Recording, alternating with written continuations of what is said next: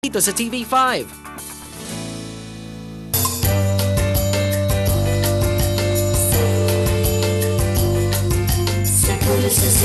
At tuloy-tuloy tayo dito sa Pool sa 5. Isang kolektor naman ng EDSA 1 memorabilia ang nakilala ng News 5. Mula sa mga lumang dyaryo hanggang sa sticker at kalendaryo, kompleto. Mamangha sa kanyang koleksyon sa report ni Justine Santos.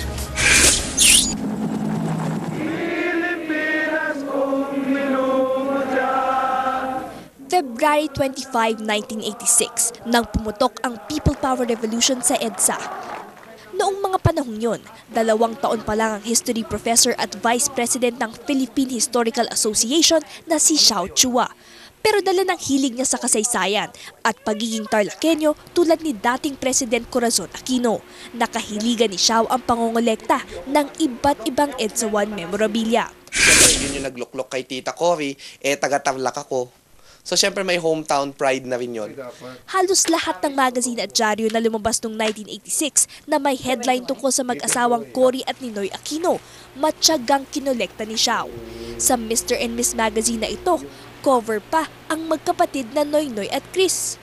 Bukod pa dyan, may kopya rin si Xiao ng mga video ng mga speech ni Cory at iba't ibang docu tungkol sa EDSA Revolution.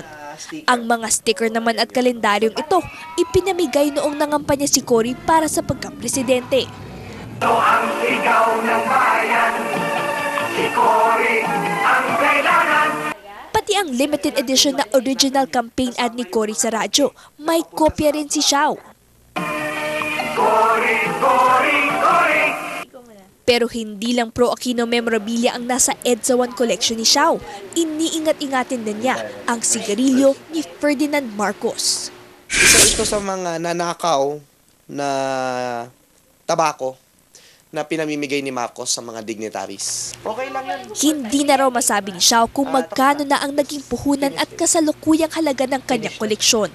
Ang importante raw, kahit sa munting paraan, may contribution siya para manatiling buhay ang diwa ng People Power Revolution na pinagkakautangan natin ng tinatamasang demokrasya ngayon. Justine Santos, News 5. Ulit po namin para sa mga makikisa sa pagdiriwang ng People Power at sa mga motorista, ito ang traffic rerouting scheme na